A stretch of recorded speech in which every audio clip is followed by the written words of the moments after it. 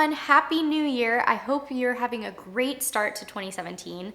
I wanted to talk today about an amazing book that I read in December called Under Rose-Tainted Skies by Louise Gournall. I've talked about this book in a few other videos, I think, and I actually received this ARC from the publisher in exchange for an honest review, and I loved it. Let's start there. Loved it right off the bat. This is a book about a teenage girl who has agoraphobia, OCD, and anxiety. This is the first book that I can recall that doesn't have a character who sometimes struggles with mental illness or, briefly touches on mental illness and then moves on.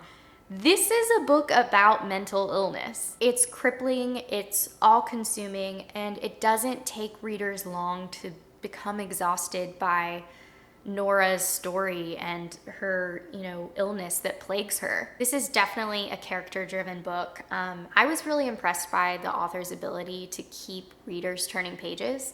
I mean, how do you write a book on a girl who can't leave her home and keep readers turning pages? Like, that's incredible. This is an own voices book, meaning that the author herself lives with agoraphobia.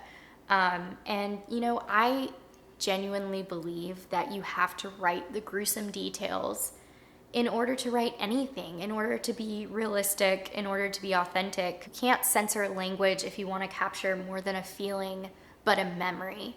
And that's what feels so intimate to me about this book. She doesn't censor anything. She doesn't sugarcoat what agoraphobia is like. I don't know if the author necessarily took these scenes out of her own story, but it's clear that she knows what she's talking about, and there's a confidence and an ownership of Nora's story that I really, really appreciate. Especially the self-harm scenes. They were just so real and intimate and raw and dark. She doesn't sugarcoat anything. There's this one self-harm scene where she's in the bathroom and she knocks over these Q-tips and they kind of rain down from the cabinet, and it reminds her of this one time in her grandmother's garden when she's blowing dandelions before she was sick. And it was just so poignantly placed in that scene. The author just does this incredible job of showing readers how rattled Nora's brain is all the time. Like, she's constantly going at top speed. Even when she's reflecting on those serene moments, like being in her grandmother's garden, she's never really at peace. There's always something aching. And, you can just see that she's tired of battling her own mind. I loved the relationships in this book. I loved that we were in Nora's mind the whole time.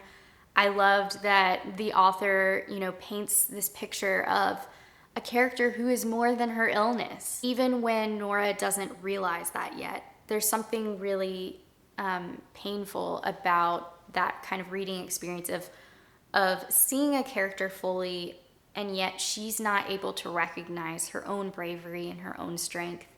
But you're kind of cheering along with her, hoping that she sees it herself. Thankfully, the book does not end there with her, not recognizing that bravery. I think that what surprised me most about this book was how much I actually enjoyed the character, Nora. I didn't expect to like her so much. I don't know, that sounds weird. As a teenager who doesn't have a lot of social skills, she's naturally very concerned with what people think about her and what people think about her illness. But because we're inside her head and she's not necessarily trying to impress the reader, we get to see the real Nora. She just has this innocence to her that isn't, tainted by the spoiled teenage lifestyle. She was kind of shallow at times and kind of cheesy at times. And I don't know, I feel like that's kind of what I liked most about her. She was just a teenager. That's what you saw when you read about her, which is kind of miraculous if you think about, her crippling illness and how much of that defines her. I loved that we got to see more of Nora and not just her illness. So I want to talk about the relationships in this story, particularly the adult relationships, because I loved them so much. The two main ones were her mother and her therapist, and I have never been so relieved and impressed by how well drawn these characters, adult characters, were. YA isn't usually known for well drawn adult characters. I feel like oftentimes, especially with coming of age stories, the adults, particularly authority figures, tend to just not get it. They don't understand, or they're just not there, and they're not very helpful. They don't try to know their kids. They don't try to understand what they're going through, and that's just not the case with this book, which was so refreshing. Nora's mom was portrayed so well. Here's one paragraph that describes her mom. As a fangirl of anything sci-fi, mom's almost always wearing a shirt adorned with an alien or a Captain Somebody or something. Today is no exception. Some creepy green interstellar species is flashing a peace sign at me. Slung over mom's arm is a garment bag that holds a designer suit for tomorrow's conference. She's only ever conservative at conferences. In real time, her hair is the color of a fire truck and she has a peace lily tattooed on her wrist.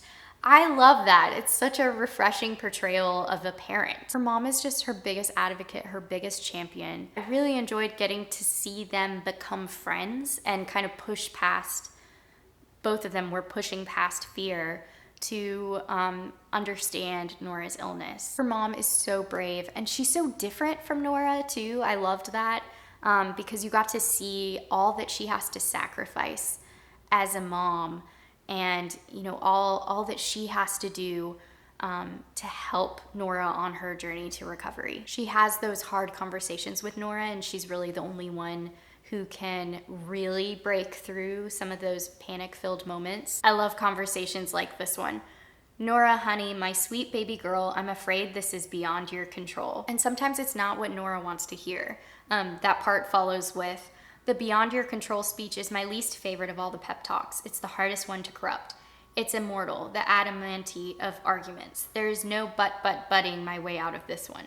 Sometimes things are going to happen and the only way out is through, like childbirth. It doesn't matter how afraid you are.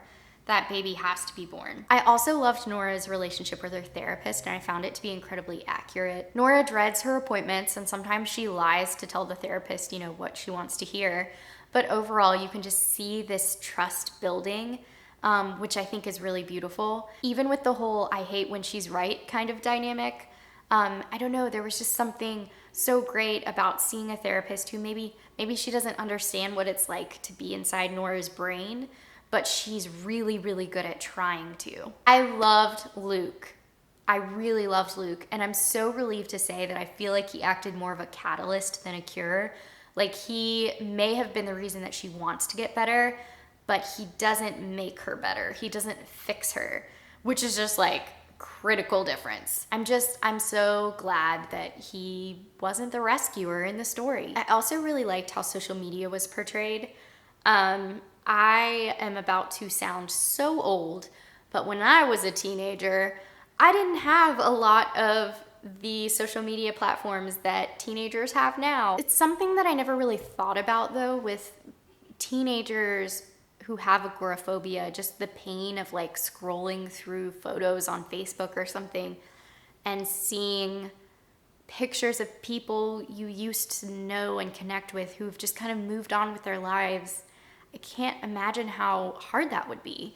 And I feel like she really makes that clear to the reader that this is something that's happening today. And it's easy for people who have agoraphobia to feel so absent in their real lives and their online lives. So I would say, even though I would definitely give this a 5-star for sure, I can understand why some people would give it a 3 or a 4, particularly if you were reading it for the romance. The romance is really slow. It's so realistic in that it's very cheesy and awkward. Nora's descriptions of her neighbor crush are things like, he makes my heart smile, which, a girl who doesn't have any experience with boys, that's not that crazy to think that those are the kind of descriptions she would have. Everything is new and exciting and terrifying for her. And you really see that in her relationship with Luke. My only criticism of the book is that maybe Luke was a little bit too understanding, especially not having heard her full story. I felt like a lot of her reactions to things were, should have been interpreted to him as, hey, I'm not interested. But he was just really intrigued by her and really patient. And I did at times wonder if a teenage boy could really be like that. But I feel like ultimately, there are teenage boys who would rather stay in and eat ice cream and watch a movie than go to a high school party. That's just, there are boys out there like that. Also, he isn't perfect. He's kind of clumsy with the whole thing. Like there's this one part where they're talking about how she wasn't always afraid. He asks, did something happen? And it feels kind of painful in a way because you can just sense how exhausted she is to have to carry this around with her. She said it was the one question I wish I could answer in the affirmative. Not that I want some tragic story to tell, I just mean it would make it easier to explain to everyone else. There are no skeptical questions for the guy who developed a fear of reptiles after he was bitten by a snake. I so relate to that, and I feel like it just really conveys this sense of loneliness that it's hard to explain. It's hard to, and it's exhausting to explain it. Also, I'm not gonna spoil anything, but the ending was brilliant. Brilliant. While the plot is a little bit slow moving, Nora in the end is kind of forced to confront some things. And while it doesn't fix her, it does really motivate her toward that journey of recovery, if that makes sense. But yeah, I know I've just spent this whole review gushing, but really, truly an amazing book on mental illness. I highly recommend it to everyone. Also, can we just talk about my unintentional color coordinated tabs here? Anyway, thank you so much to HMH Books for sending me this ARC to review. I hope you enjoyed it. And yeah, if you have read this book or you're looking forward to it, leave a comment down below. I'd love to know your thoughts. It comes out today, which is January 3rd. That's when I'm filming this. Don't forget to like, comment, subscribe, and I will see you soon. Bye.